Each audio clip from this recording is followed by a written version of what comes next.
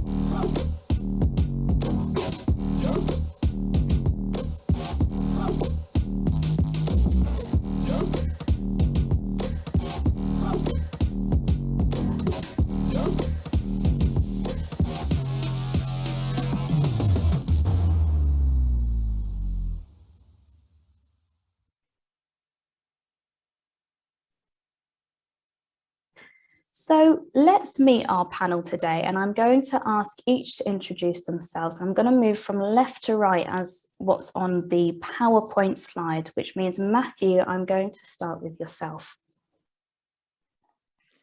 Fantastic. Thanks, Eloise. Good afternoon, everyone. So I'm Matt Walkling and I'm part of the team here at Cvent, which is the market-leading meetings, events and hospitality technology provider.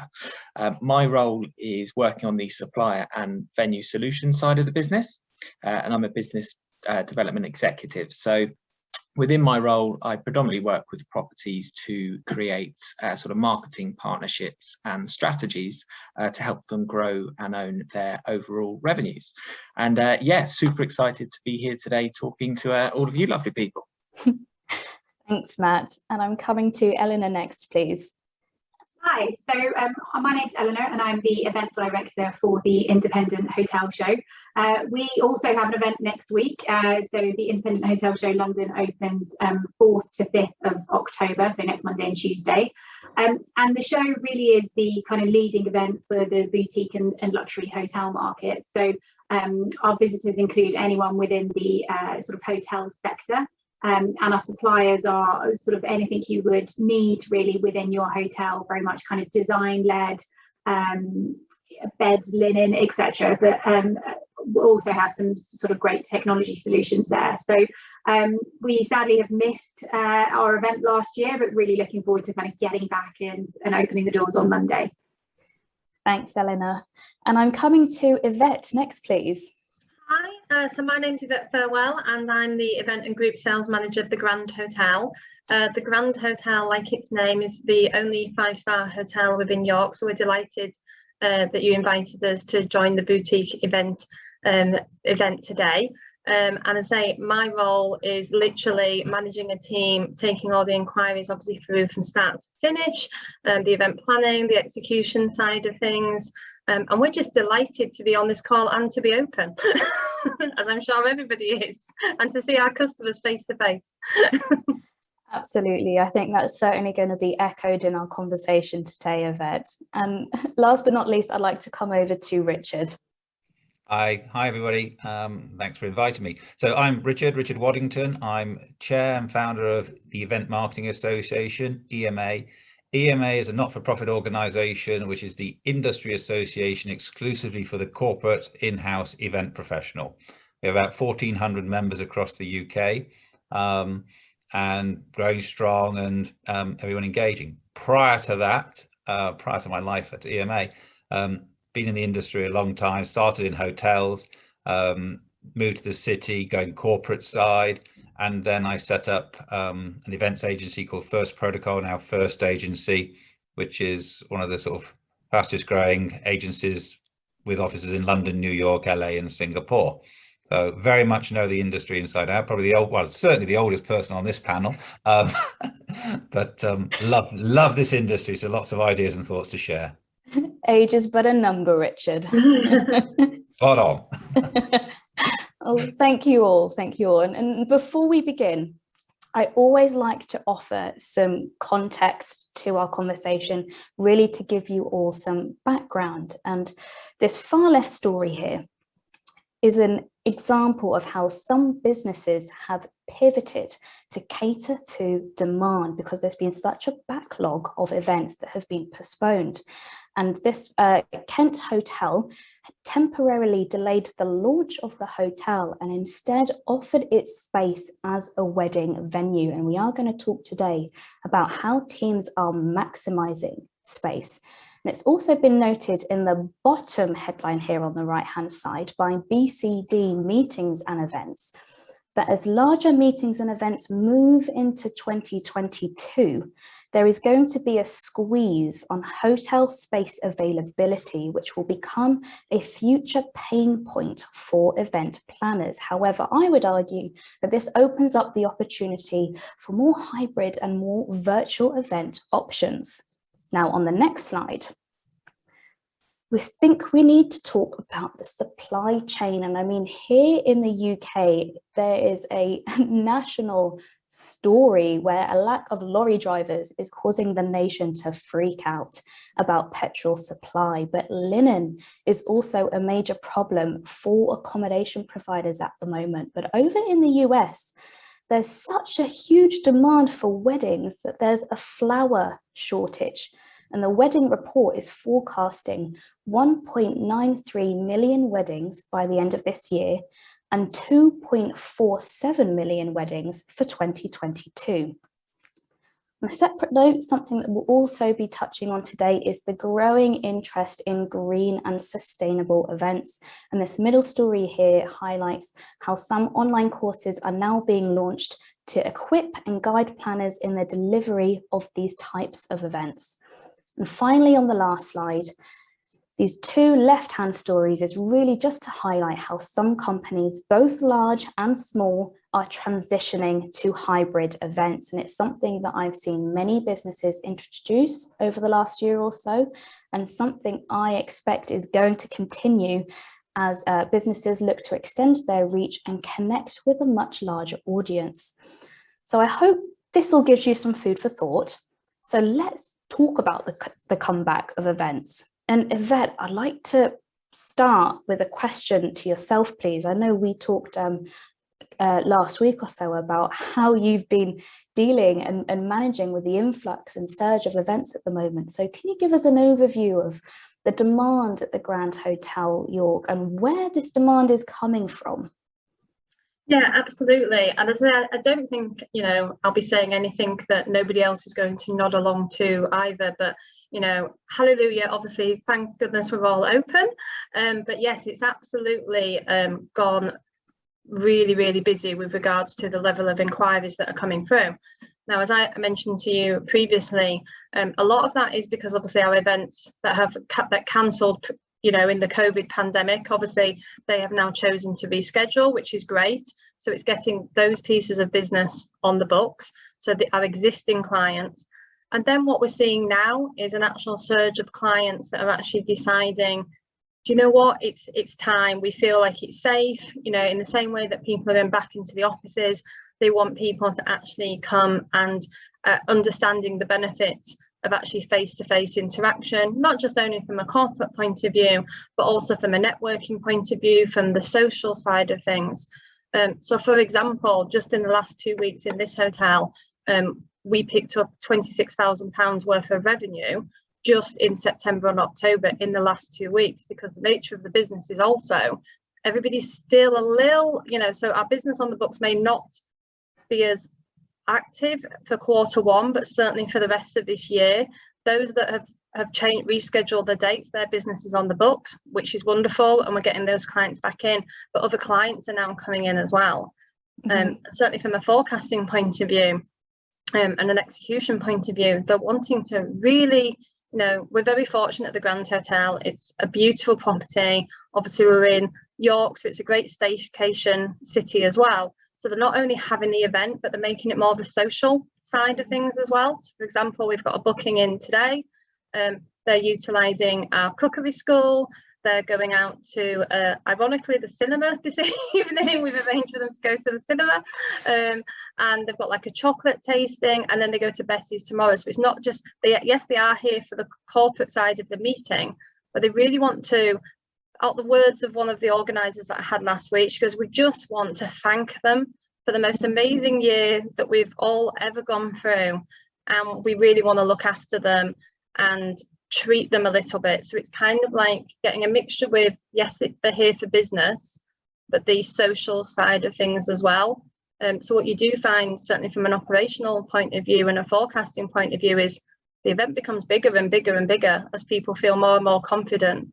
So it's great, as I say, that clients absolutely want to come back for business again. But what's even better is seeing them actually really enjoying engaging with each other. And all those bits that we missed talking to each other about socially as well as business wise is really coming to the front. And as I say, the hotel today, it feels like it's got such a buzz around it for that very reason, that everybody really appreciates each other now, I feel. I think one of the terms that came out of the pandemic was workcation, and I'm yet to coin my own, but it sounds like that's what is happening there. The teams that have been apart for so long are getting together, but adding that social leisure element onto it. And Yvette, whilst I have you, I'm curious to hear, how are you maximizing your meeting space in order to cater to these different events and meetings that you're hosting? It's definitely thinking outside the box a lot more. So for example, there are areas in this hotel that maybe previously wouldn't have necessarily been utilized as meeting and event space. So it really is kind of utilizing all areas within the hotel so that also people can work safely, as well as also maximizing all the meeting space. It's not kind of just the room that had an LCD projector necessarily, as the meeting room. It is really kind of utilizing all the areas within the hotel and giving people a lot more flexibility, as well as ensuring that the business that we've got on the books, that the extra new inquiries that we take in that we're yielding it a lot better than we may have done previously. And I think at the beginning we were just, as I say, you were wary as to whether the business was going to come in, but now we know that the business is coming in. It's making sure we're maximising all the meeting space, but actually maximising the hotel, whilst not ensuring that we compromising the hotel team in any way as well. So it's a real, we utilise smart space anyway, from a function space kind of capacities and revenues. But what's really nice is that we've got they bought the whole hotel. They haven't just bought a meeting room anymore. They bought the experience of the Grand. So yeah. I think experiences, even just looking at your traveller rather than event planner, are going to be looking more for those kinds of experiences. And Richard, I'd like to come to you next, please, and ask, how are members of the EMA preparing for the return of events, and do they have any main considerations and needs? Okay, so just to sort of coin this with for the benefit of the attendees today, EMA members are corporates. So this is, Goldman Sachs, BP, Pfizer, AstraZeneca. You know, we're not festival people. We're not B2B events, or B2E, I would say, as a business to employee. So it's very much the corporate events. Now, corporate event planners have been extremely busy over the past 18 months, massive. Whereas a lot of our industry colleagues, such as yourselves and further people, they were put on furlough and this and that. These guys have worked extremely hard because they've shifted from live events to virtual events. They've also done more virtual events than they did live events, 4 or 5 times over, and they're still doing those virtual events.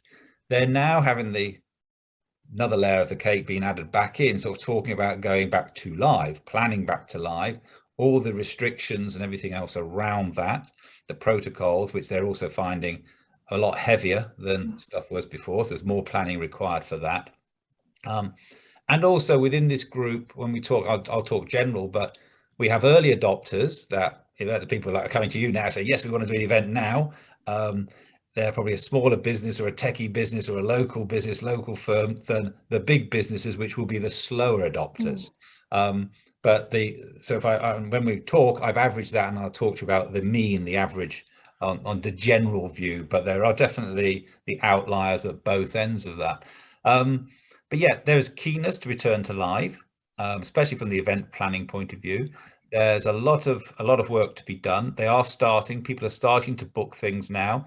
They are seeing and finding that less people are attending than they're inviting. So whilst a conference might have been 100 or 150 people, they're getting 30 to 50 people attend live, and stuff is still being either going out virtually live or post event broadcasts and stuff like that.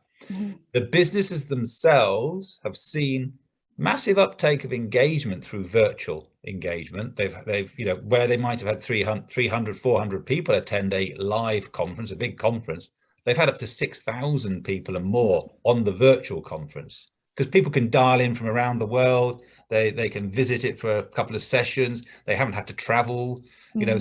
So there's, as we talk broader this, there's a big change happening in our industry, and it's an exciting change, but it definitely is a change. And what are, you know, whilst they're coming back to this, they definitely see that they are having to do the hybrid version now for a lot of stuff. Employee events are happening much quicker. So people, get the team back together, rah, great. Like you said there, Yvette, we want to thank everybody. We want to remotivate, we want to get them back in the office. We want to get people working together again. And those are the things that are kind of happening now. And then client events, a little bit slower and a little bit down the road, but they will be happening. The travel is going to be an interesting thing as we come down the road. So everyone now at the moment is talking about organizing things locally, right? Regionally and locally. So I think we'll find smaller meetings taking place in local offices or regional meetings, then what we're calling like spoke and hub. So you might have, even if you just talk about the UK, it could be a meeting in London, Manchester and Edinburgh, and those 3 meetings linking together instead of bringing all those people together. And then pan-European, eventually then international. So I think we'll see more of that in the future, which will cut back on travel, but might spread the load. And we're also seeing that, you know, the biggest meeting I've heard being talked about at the moment that someone's organizing for this year, so it's going to happen in November, is they're expecting about 250 to 300 people. And that's the biggest. Now, all of our members, you know, we were talking about people who were organizing events for 1,000, 3,000 people. So those big events, they're not in the planning really until next year. But generally I say, and then, but more sort of that sort of medium size and small size events are sort of starting to happen. But there's a lot of planning going into next year. There's a lot of people booking stuff, holding it, not confirming it. So I don't know if you're feeling that okay, we've got lots of, you know, yellow marks that this, but they're not contracting, final contracting. They're sitting on the fence as much as they can to hold off sort of being committed. Do you hear from your members any indication as to when business travel is going to return to any kind of pre-pandemic level, if at all? I know that the US-UK/EU border opening up has certainly instilled a lot of confidence amongst city centre hotels and other venues, because they're desperate to have that American traveller come back. But I'm curious, Richard, whether you're hearing it within your own circle, any dates or any predictions? Well, yeah, I mean, travel will open up, people will start to travel, but honestly, I think the days of the corporate exec jumping on the jet to go to New York for a 2-day meeting, 4 or 5 times a month, which I did personally, and I know it happens, that ain't gonna happen very much or very often. I think so many people now have learned to work like this and realize the value of it, that I don't have to be in New York for 2 days every week. I can do this once a month and go for 3 or 4 days. So I think that's going to change. Again, I generalize, but I know that's a massive part of travel and then sort of executive accommodation in hotels and venues. But there's definitely a big change, and of course the economical impact, which I know we'll come to later, is massive. And companies, you've seen, I mean, Amazon and HSBC have both been quoted somewhere in the industry, of both sort of saying generally, we saved £1 billion on executive travel last year, or $1 billion. That's a lot of money. And we're still here, we still survived. In fact, we've made more money than we did the year before. And so these companies are re-looking at everything. And the technology is certainly the future, but integration, and but they also value that we have to come together, because it's that coming together, that networking, that's those sidebar conversations, not just listening to a content, that's what's really important to human interaction and human relationships. So I think they'll just be looking at how and when they do that and be more precise with it. Thanks, Richard. I'd like to come to Eleanor next, please, and ask what obviously you've been planning and holding events, and you've got the upcoming event next week, but what kinds of additional measures have you had to put in place to ensure safety, visitor safety for both exhibitors, guests, attendees? Can you just give us an overview? Yeah, of course. We've been quite busy in the background as event organisers. So there's a group, the Association of Event Organisers, the AEO, that came together and created a working group. And as part of that group, I mean, it met quite regularly as the pandemic was ongoing, to update continuously as things changed, and kind of created something called the All Secure Standard. So the idea was that it's something that offers recommendations to event organisers on how best to produce a safe event for the public.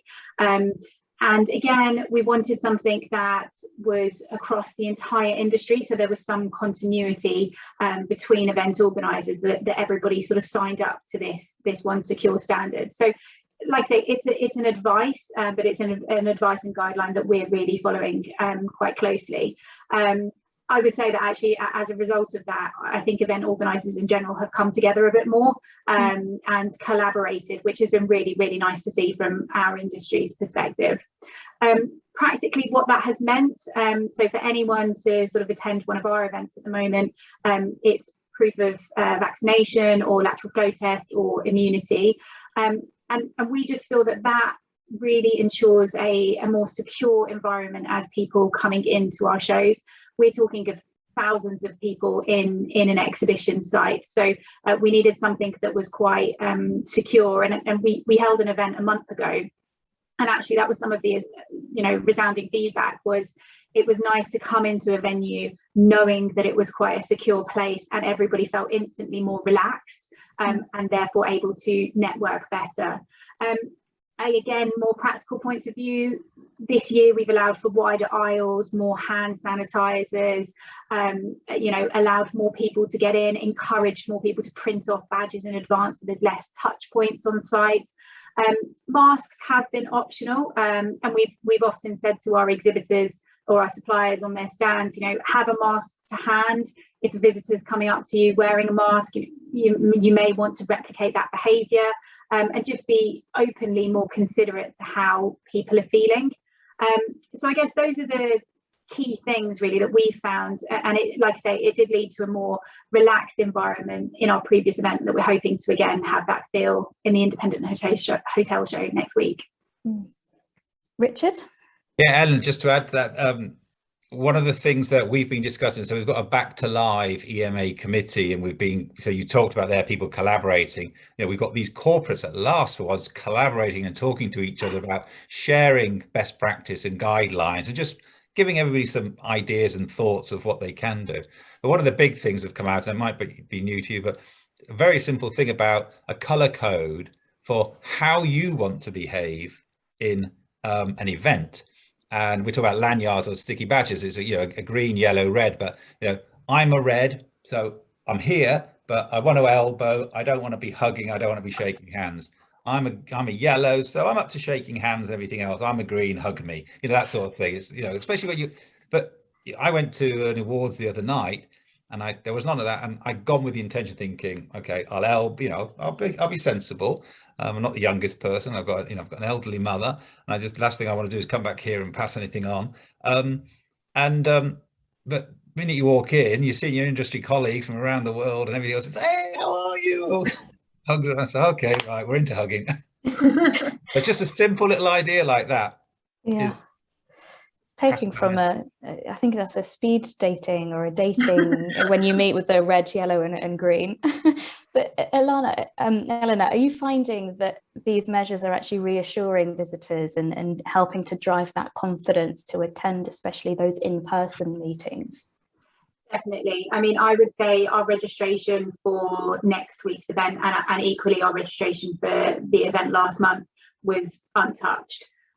So we are finding that people are desperate to get back to the events and to that live face-to-face interaction. They've missed that connection, that human contact that we've kind of touched on here. So we have found that our registrations haven't changed at all, and that we've made it quite clear and quite simple for people to come in. And I think it's fairly standard procedure now across. If you're heading to any type of sporting event that people have been to or music gigs, it's all very similar practice. So actually it's becoming quite normal in terms of an expectation as to what you need to gain entrance. So I don't see it affecting our events next week at all, actually. Nice. Thanks, Eleanor.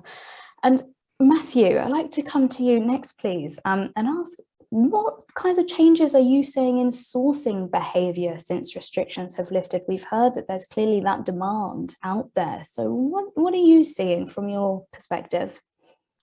Yeah, absolutely. So, I mean, as you can probably imagine, sourcing volumes have been very unpredictable during the pandemic, as planners were simply unaware, when their events would safely be able to take place. But what we've seen really in the UK since really sort of the start of the year, once the roadmap out of lockdown was announced and vaccination efforts increased, we have been seeing strong, consistent growth in overall sourcing volumes. And that's really continued on a monthly basis. All the current indicators are that this will continue as more MICE programs are finalised. And as everyone's really spoken about on this panel, there is just that appetite for people to get face to face and get back together again. If we were to kind of break down the sorts of RFPs we're seeing sent through the Cvent platform, there's certainly some interesting trends. So I would say that first of all, the kind of lead times and the booking windows have remained relatively consistent for those larger scale events, taking place in the latter stages of next year and into 2023 and beyond. However, since the restrictions have been lifted in pretty much all the established European markets, almost all regions have seen a considerable increase in those small to medium-sized meetings with actually very short booking windows. So in some cases, that the RFP is being sent in the month and the event is taking place towards the end of that month, or in other cases, in the quarter for the quarter. So I think, that's very important for hoteliers is they do now have more opportunity to secure book business with those shorter lead times, but equally, you know, we do understand, you know, here at Cvent we kind of sit between the planner and the hotelier. We do understand that this does throw up its own challenges, you know, due to, you know, some hoteliers having to work with less staff than perhaps they are used to operating under. So yeah, in terms of sourcing, whilst there is, you know, still some way to go until we're back at the sourcing volumes we saw in 2019. There is a lot to be happy about. There's a lot to be encouraged by for the industry, and yeah, as I say, I'm just very excited to be getting out there and meeting people again. And from your experience, Matt, I know you mentioned you kind of sit in between the hoteliers and the planners. What can venues do now to better capture and attract more business?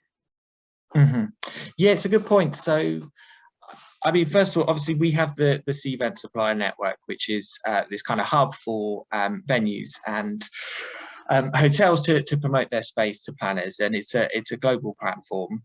In terms of capturing and attracting more business, you know, lots of hotels have done things like they've published their own safety protocols and documentation, and, you know, even some chains have got videos, and, you know, really just as a start point to put those planners and guests at ease.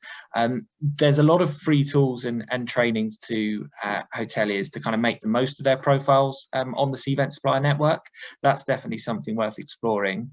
And I guess finally, it is almost as if the industry has reset a little bit since the various lockdowns.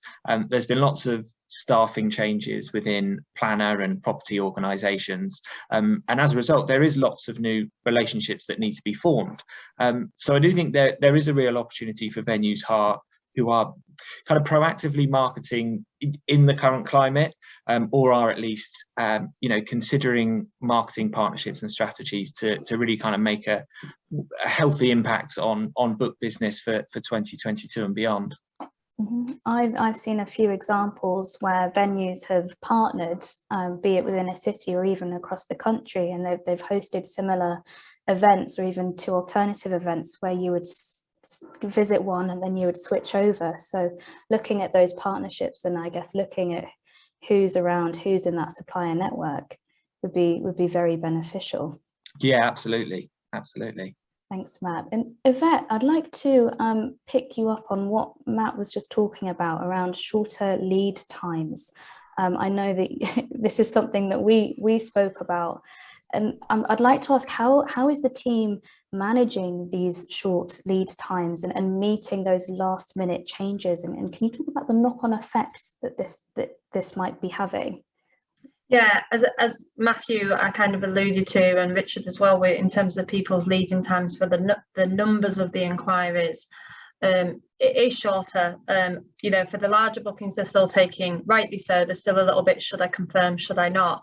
However, your shorter lead ones, as you say, your inquiries for the month, in the month, and set in for the next month, with regards to those, it really is about communication between all the teams within the hotel, managing the customer's expectations, really being really quick on the kind of chase calls and things as well, because it sounds harsh, if they don't confirm, there is somebody in the background waiting to confirm really quickly.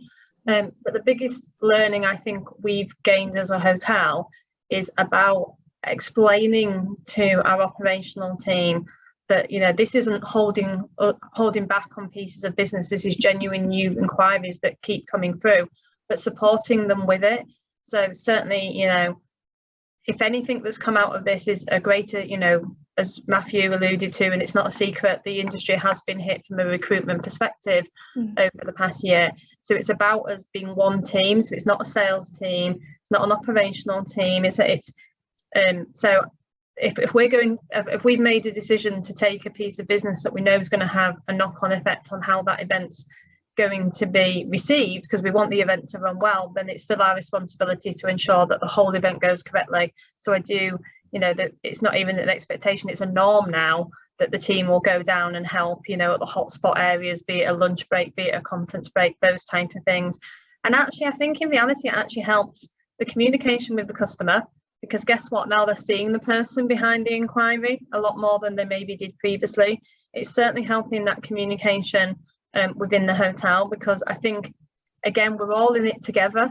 Do you know what I mean? It's kind of like we all want the end goal, and the last thing any of us want our hotels or businesses to do is to have to close down again. So we're very grateful for the business that we have, but again, it's also about managing customer expectations. So as simple as, okay, for example, if we've made that decision to take 3 dinners in the hotel in the same night, staggering the times, or actually going forward, do we even want to do that? Are we somehow lessening the customer experience? Is it better to be honest with the customer and actually say, do you know what, we can do your dinner, but it's not going to be this time, or would you like to do your private gala dinner on a different night, and be totally honest with them? Or working, as you said, with third-party suppliers. You know, it's an industry that needs to get back up and running. So it's not a case of, oh, well, we can't have the dinner, then no one else can. Then we contact another, restaurant, or, as I say, there's a client I've got that I'm sorting of a boat cruise dinner out, for example. It's November, they're going to be cold. But I think a lot of it is really just thinking outside of the box a lot more, so that, we really understand, again, I think one of you again mentioned about really understanding which customers the social distancing is still important from, why.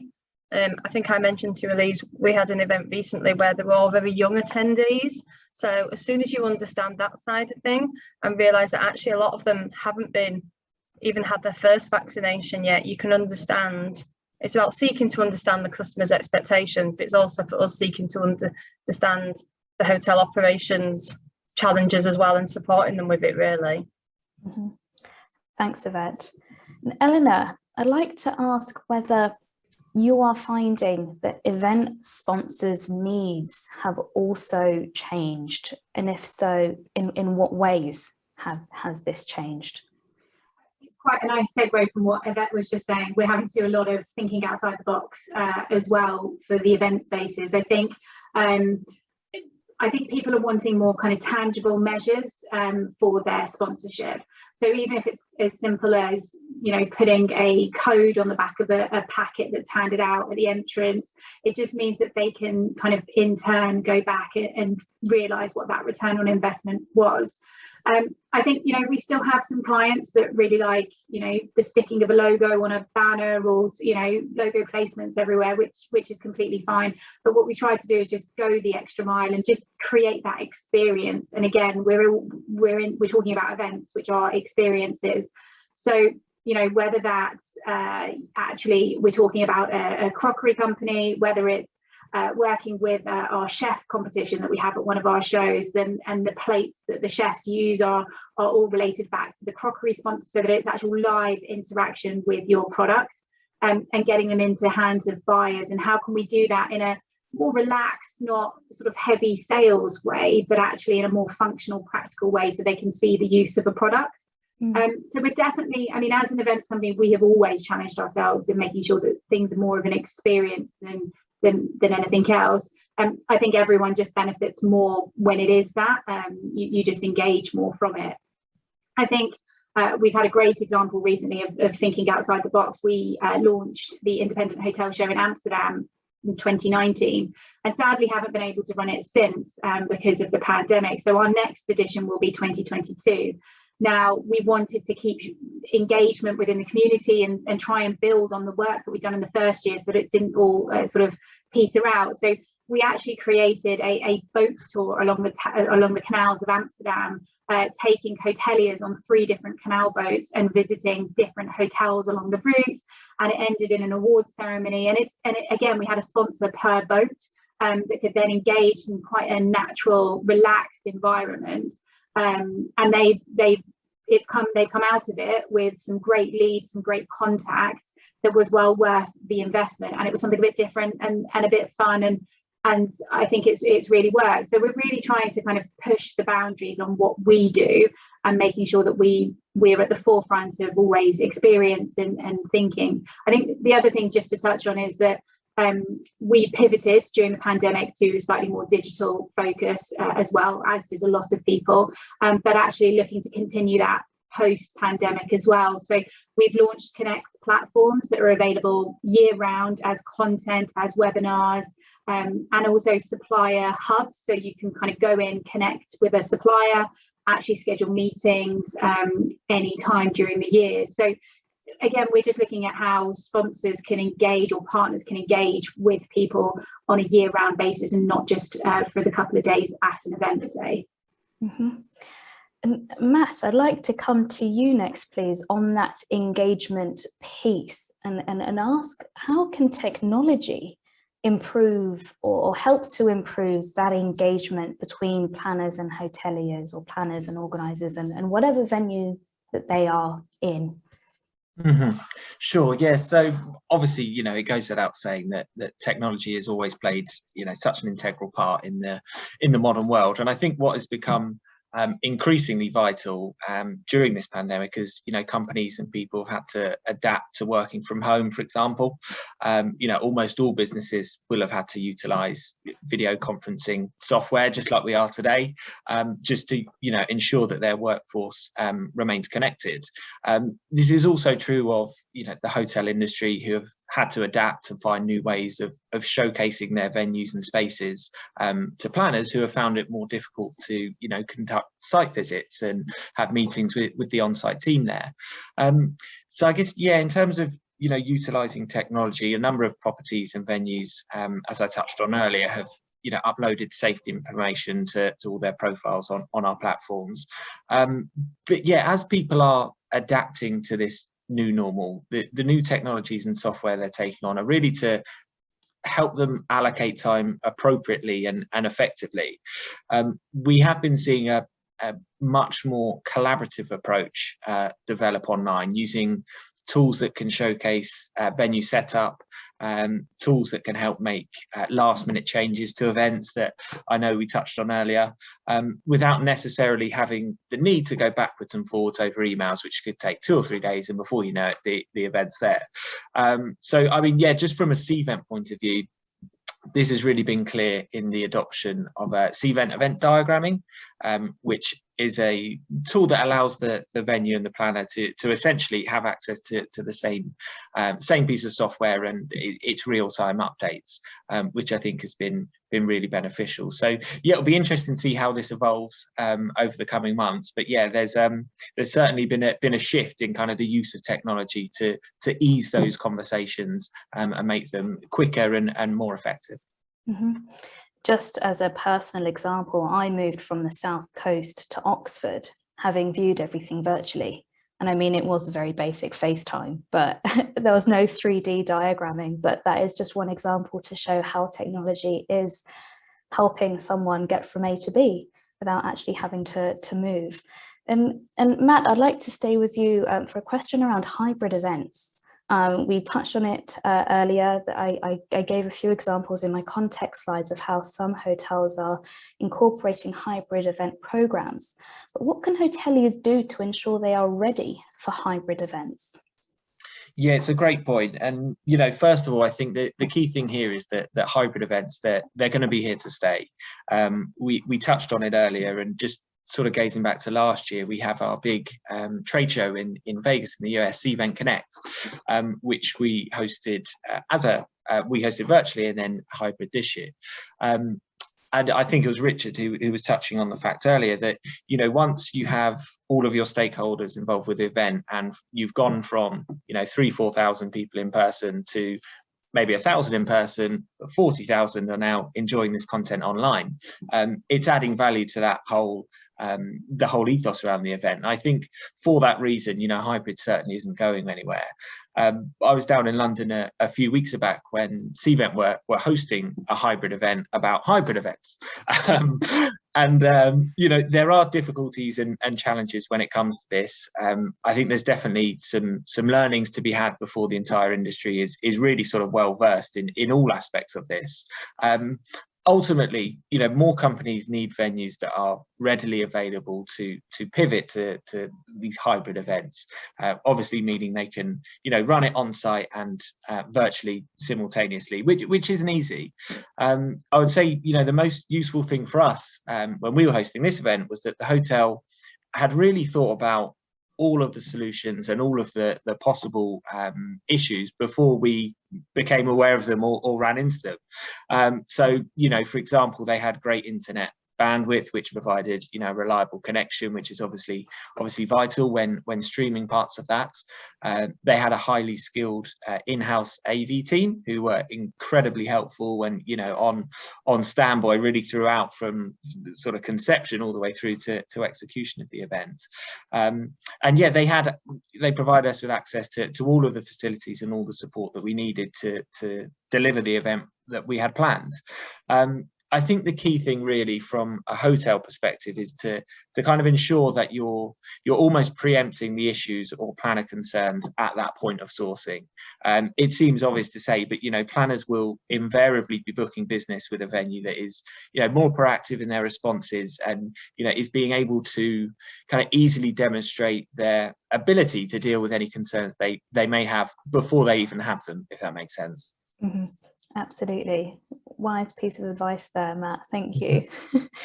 And Richard, I'd like to finish up our conversation with some questions around green and sustainable events. I do think sustainability is going to be, it was high on the agenda for the industry pre-COVID. It's kind of taken a back seat.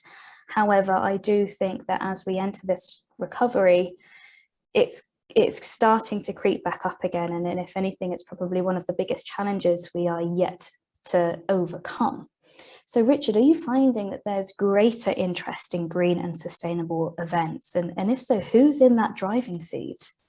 Yeah, no, absolutely, and I totally agree. I mean, it's been on the agenda for many years. It's been talked about. People have been doing things, everything else. It was getting much more on the radar. It got washed back a little bit because of everything else overtaking it and stuff that you can't reduce the number of plastic bottles in a hotel use because you need water in a bottle to give to people to drink, and so not touching things. But from an EMA point of view, it's one of our key initiatives. So through COVID, we set up some working groups on a couple of key things. One is sustainability, another one is DEI, so diversity, equity and inclusion. The sustainability committee has been working on developing best practice. We've got some members that are way ahead, and I'd probably put BNP Paribas as one of the trailblazers in what they do from an events point of view and sustainability point of view, to then other companies that are much slower to adopt and to grasp the nettle and look at this. But all major companies have sustainability statements. All you guys probably in your company stuff do, or the big hotel chains do, and everything else. And in fact, the big companies, you know, they have a total, you know, legal commitment to reducing being sustainable objectives and stuff. But it's how it filters down to the grassroots and the people on the coalface. So I think where we're coming from is that, guys, we've got to understand this. We've got to look at what our corporate policies are. We've got to, where can we make a difference? What can we do as the corporate buyers? How can we look at what we're buying, what we're looking for, what questions we're asking the supply chain? So we've currently got all these documentation. If you wanted to do a seminar on it, we could happily get a couple of presenters to come and talk to your group on this. But this is the sort of stuff that we're going to be asking our members to start asking the questions for, and look for the report. And kind of, I'm going to put, like, again, I'm just throwing this out the window, it's like a 2-year plan of rollout of this, that within 2 years, we really want this to be on the RFP, part of procurement. And if you don't tick these boxes, we're not going to use you. Mm. So, yeah, we want to see change that quick within certain things. Now, it doesn't mean that we're going to stop everything, but we just want to make sure that the supply chain, as much as possible, is thinking about this and are making efforts. We can all make change happen if we all make a little effort. Mm-hmm. I'm for one, I'm a big advocate, and I think if we make those small steps individually, it'll amount to a much larger change. And whilst I'm with you, Richard, I'd like to ask whether you're seeing any other changes within larger organizations when it comes to events, and how long do you expect these changes to be in place? For example, could it be that organizations, the larger ones, are halting travel for now, and those smaller SMEs are the ones who are out and traveling and hosting events? Are they initiating travel budgets and allowing those delegates to pick the accommodation and giving them the free will? Yeah, no, I mean, there's definitely, we had a call yesterday with what we call our leaders group, which is about sort of 50 heads of departments, and people were asking about travel, and they're all sort of saying that, you know, everything needs to be signed off, everything needs authorization, even if you're traveling from London to the Liverpool office. You know, it's past they would just book it on their T&Cs, but no, it has to be signed off by your line manager, and then international European travel and international travel even more so. So it's still a sort of, you know, holding back on a lot of that stuff. It's too early to say what the big changes are going to be, but I think, you know, you can stick your finger in the air and try and feel the weather, and there's going to be massive change, but positive change. There's going to be some victims of change. There's going to be some, you know, winners in change. But it is going to change the face of events. I really do think that.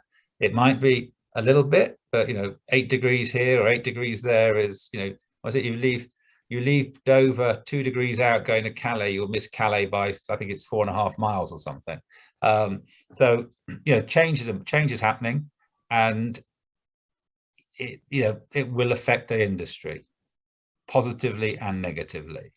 But how exactly, putting your finger on that, I just think there's going to be, you know, reduction of live events over the next 12 months. It's going to take 2 years for everything to be clear to get back to where we were. But then, you know, it will never go back to the way it was. Now, sorry, I'm blabbering on a bit here, but the other side of that is companies recognize the value in events. So I think they'll get more of the share, more of the budget share. And what we started to talk about within EMA is we'll keep the E, but we'll drop events, and let's talk about engagement. And so it's engagement marketing. All right. And engagement is all about integrated approach to how you're engaging with your employees, with your clients, your customers, and through numerous mediums. It should be an integrated place, not just about an event.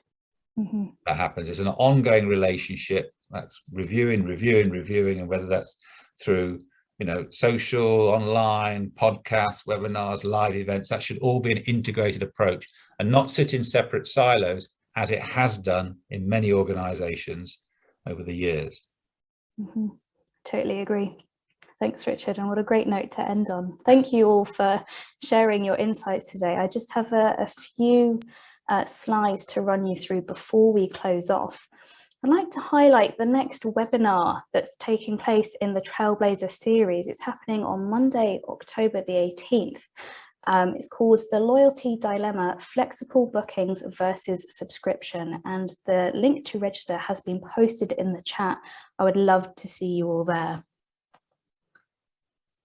And on the topic of events, we are thrilled to be bringing you the Urban Living Festival on the 26th and 27th of October at Tobacco Dock in London. This is an in-person live event that's set across 3 stages called Stay, Live and Work. And we are effectively mapping the future of hospitality and real estate. Here's some of the speakers that are going to be at the Urban Living Festival, and we are giving you today, our attendees, 20% discounts on tickets, and you can find all further details in the chat. If you'd like to hear more about Urban Living Festival or any of the webinars that we are holding, please do get in touch with my colleague Katie. Her details are now up on your screen. So, thanks for tuning in. Thanks to our panelists for sharing their insights, and thanks to Cvent for helping host such a brilliant conversation today. We are going to leave the webinar open for an extra 2 minutes so that the audience can take note of any of the codes or follow up on any of the links shared today. And in case you missed Cvent's trailer video for their event next week, we are going to sign out playing that video for you. But otherwise, do take care, enjoy your day, and hopefully see you all on October the 18th.